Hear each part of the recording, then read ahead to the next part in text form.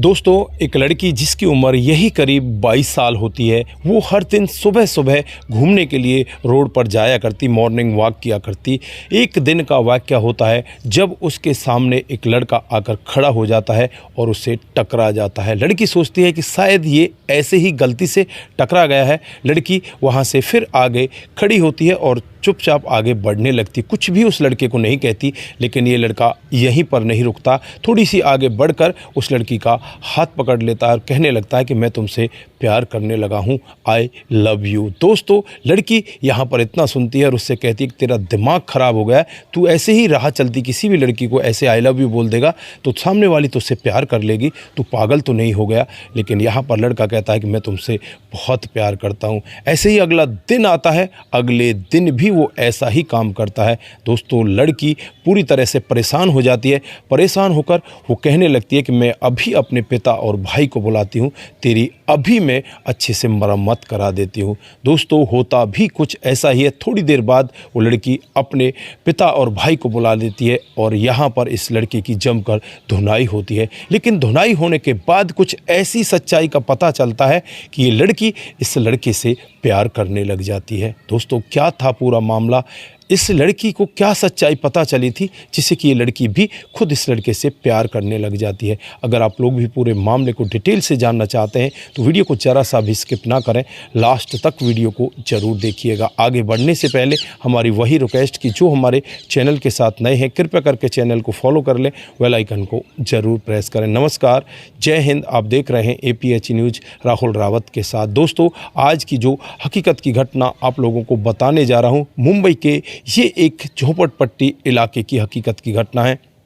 यहाँ पर एक लड़की जिसका नाम मधु होता है, उसके परिवार में उसका भाई नीरज और उसके पिता और माता रहा करते हैं।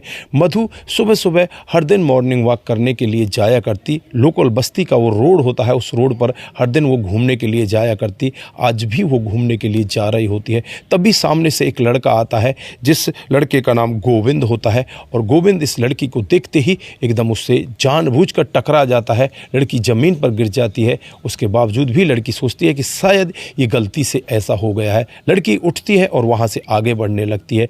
लेकिन ये लड़का वहाँ पर नहीं रुकता, फिर उस लड़की का पीछा करता है और उसका हाथ पकड़ लेता है। उसे कहने लगता है कि मैं तुमसे प्यार करने लगा हूँ। दोस्तों, लड़की उसे समझाती है कि तुम्हारा दिमाग ख़राब हो गया, ऐसा नहीं होता। तुम एक दिन मुझसे टकराए और टकरा कर तुम बोलने लगे कि मुझे तुमसे प्यार हो गया, ऐसा नहीं होता। आप अपने घर जाइए, मुझे अपने घर जाने दीजिए। दोस्तों, उस दिन तो ये दोनों के दोनों अपने अपने घर चले जाते हैं। लेकिन जैसे ही अगला दिन आता है, अगले दिन ये लड़का फिर इस लड़की का रास्ता रोक लेता है, इसका हाथ पकड़ लेता है। अब ये लड़की बहुत ही ज़्यादा परेशान हो जाती है। परेशान होकर अपने पापा और अपने भाई को फ़ोन कर देती है कि भाई को भी साथ में लेकर आना और फटाफट जल्दी से इस पार्क में आ जाओ। ये लड़का मुझे रोज़ छेड़ता है, मुझे परेशान करता है, मुझे निकलने नहीं देता। दोस्तों, किसी भी भाई को, किसी भी पिता को अगर ऐसा पता चलेगा कि उसकी बेटी, उसकी बहन को छेड़ा जा रहा है तो कौन गुस्से में नहीं आएगा? पिता और बेटा दोनों गुस्से में आते हैं। बेटा थोड़ा सा पीछे होता है, पिता थोड़ा आगे होता है। पिता आते ही उस लड़के को पकड़ता है और ताबड़तोड़ बिना कुछ पूछे हुए उसके ऊपर हमला कर देता है, उसे तमाचे लगाने लगता है। 5-7 तमाचे उस लगाने के बाद वो कहता है कि तुम मेरी बेटी को कैसे छेड़ रहे हो? दोस्तों, यहाँ पर इतनी देर में ही उसका जो बेटा होता है नीरज, वो भी वहाँ पर पहुँच जाता है और नीरज इस लड़के को देखते ही एकदम से अपना सर नीचे कर लेता है। पिता उससे कहता है कि इसको पकड़, इसको अच्छे से धुनाई करनी है। लेकिन बेटा उसकी तरफ आँख उठाकर भी नहीं देखता। तो पिता यहाँ पर एकदम हक्का भक्का रह जाता है कि मेरा बेटा इससे ऐसा क्यों कर रहा है, इसे क्यों नहीं मार रहा, इसकी बहन के साथ ये छेड़छाड़ कर रहा है, फिर भी इसे नहीं मार रहा।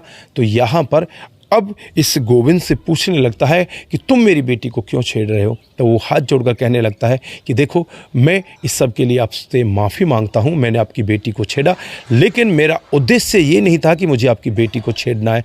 मेरा उद्देश्य ये था कि मुझे अपनी बहन को बचाना है। तुम्हारा जो ये बेटा गर्दन नीचे करके बैठा हुआ है, इसे पूछो कि ये मेरी बहन को क्यों छेड़ता है और इसने मेरी बहन का जीना हराम कर रखा है। मेरी बहन का नाम मंजू है और वो यहाँ रास्ते से कॉलेज के लिए जाया करती है। हर दिन उसके सामने आ जाता है और उसे इसी तरह से छेड़ता है। दोस्तों पिता अब एकदम से हक्का भक्का रह जाता है और पिता जब अपने बेटे की तरफ देखता है उसे पूछने लगता है कि तुम उसे क्यों छेड़ते हो, तो बेटे के मुंह में कोई जवाब नहीं होता। दोस्तों यहाँ पर जो लड़का होता है गोविंद अब इन लोगों से कहने लगता है कि मुझे इससे बेहतर कोई तरीका दिखाई नहीं, क्योंकि मैंने अपने घर वालों को भी बताया, अपनी बहन से भी कहा कि मैं पुलिस में कंप्लेंट कर देता हूं या इस लड़के की पिटाई कर देता हूं, लेकिन उन्होंने ये कहा कि कोई ऐसा तरीका निकालो जिससे सांप भी मर जाए और लाठी भी ना टूटे। तो मैंने यही तरीका अच्छा समझा, क्योंकि मुझे पता चला था कि नीरज की भी एक बहन है जिसका नाम मधु है और मधु डेली पार्क में जॉगिंग करने के लिए आया करती है। अगर मैं उसे छेड़ूंगा तो उसका पापा और भाई भी ज़रूर आएगा, तब मैं उन लोगों को पूरा वाक्य बताऊंगा।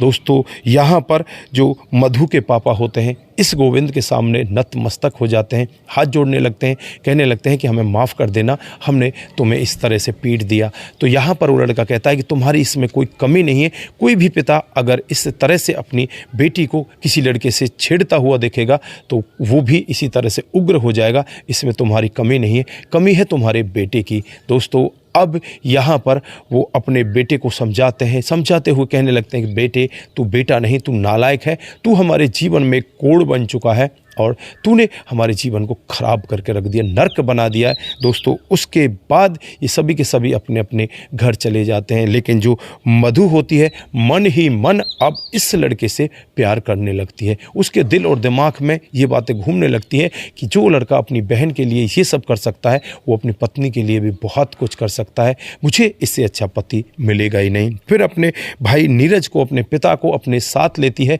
और इस लड़के गोविंद के घर पर पहुँच जाती है। वहाँ जाकर इनके घर वालों से उस लड़की जो गोविंद की बहन होती है मंजू, उससे माफ़ी मांगते हैं और कहते हैं कि इस लड़के ने बहुत गलत काम किया है, हमें माफ़ कर दो। दोस्तों यहाँ पर जो मधु होती है अब इस लड़के गोविंद का नंबर ले लेती है और नंबर लेने के बाद शाम को फिर फ़ोन करती है और कहती है कि क्या तुमने हम लोगों को माफ़ कर दिया।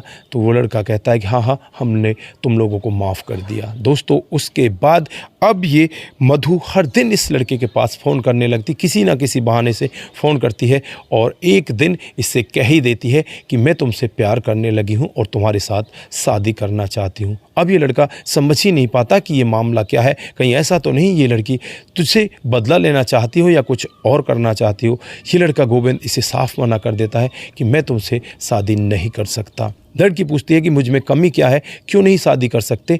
तो ये लड़का कहता है कि तुम में कमी नहीं है, कमी मेरे अंदर है, क्योंकि इस तरह से मैं किसी के साथ शादी नहीं कर सकता और ना ही किसी से मिल सकता, क्योंकि अगर तुम्हें शादी करनी है तो तुम्हारे घर वाले हमारे घर आएंगे, हम दोनों मिल बैठकर बातचीतें करेंगे, उसके बाद कोई शादी की बात होगी। दोस्तों ये लड़की फ़ोन काट देती है और उसके बाद बैठकर सोचने लग जाती है कि यार ये लड़का कितना सही है, नहीं तो ऐसा ऑफ़र पाकर कोई लड़का कैसे मना कर सकता है। वो तो खुश हो जाता है कि मुझे लड़की मिल गई है, मैं उसके साथ घूमूँ फिरूँ, गुलछर्रे उड़ाऊं, बाद में शादी करनी ना करनी वो तो एक आगे का वाक्य है। दोस्तों अब लड़की के दिल और दिमाग में वो लड़का बैठ जाता है और फिर वो अपने पिता से कहने लगती है, पिताजी मैं अब शादी करना चाहती हूँ, जबकि ये 2-3 साल पहले से मना कर रही थी कि मुझे अभी शादी नहीं करनी। पिताजी अचानक ऐसी बातें सुनकर बहुत ज़्यादा प्रभावित होते हैं और इस लड़की से कहने लगते हैं कि बेटा ऐसा हुआ क्या है, तुम क्यों शादी करना चाहती हो। तो ये लड़की कहने लगती है कि पापा मुझे उस लड़के से प्यार हो गया है, गोविंद से, जिसको आपने रास्ते में मारा था। दोस्तों गोविंद का व्यवहार बहुत अच्छा होता है, पिता भी उस व्यवहार से खुश थे। तो आज यहाँ पर पिता भी कह देते कि बेटा वो लड़का नेक है, उसके साथ तुम शादी कर सकती हो। और उसके बाद जो यहाँ पर इस लड़की के पिता होते हैं, भैया होते हैं, वो सब के सब इस गोविंद के घर पहुँच जाते हैं, गोविंद के माता पिता से बातचीत करते हैं और फिर यहाँ पर दोनों परिवार मिल जाते हैं और दोनों परिवार मिलकर एक ऐसा निर्णय लेते हैं कि इन दोनों को शादी के बंधन में बांध दिया जाए। कुछ दिनों के बाद ही इन दोनों की शादी की डेट फिक्स जो हुई थी उसमें इन दोनों की शादी हो जाती है और शादी के बाद अब ये दोनों के दोनों बड़े खुश हैं। दोस्तों यहाँ पर आप लोगों ने देखा किस तरह से एक लड़का एक लड़की को छेड़ा करता था, लेकिन उसके भाई और उसके माता पिता ने यही कहा था कि बेटा ऐसा मत करना, पुलिस कंप्लेंट मत करना, नहीं तो हमारे घर की बदनामी हो जाएगी। तो लड़के ने एक ऐसा आइडिया अपने दिमाग में लाया जिससे कि आज वो खुद ही उसका साला बन जाता है। यानी कि जो लड़का इसकी बहन को छेड़ा करता था, अगर उन दोनों की शादी हो जाती तो इसका जीजा होता, लेकिन आज यहाँ पर उसी लड़के की बहन इस लड़के के ऊपर लट्टू हो जाती है और फिर इन दोनों की शादी हो जाती है। दोस्तों, ये रही आज की एक छोटी सी कहानी। आप लोगों को कैसी लगी? अगर आपको ज़रा सी भी प्रभावित करती है, ज़रा सी भी अच्छी लगती है, तो दोस्तों के साथ ज़रूर साझा करके जाएँ। आज के लिए बस इतना ही, फिर मिलते हैं किसी नए मोड के साथ। तब तक के लिए आप अपना ख्याल रखें, परिवार का ख्याल रखें, सतर्क रहें, सावधान रहें, रिश्तों की अहमियत को ज़रूर समझें। नमस्कार, जय हिंद, जय भारत।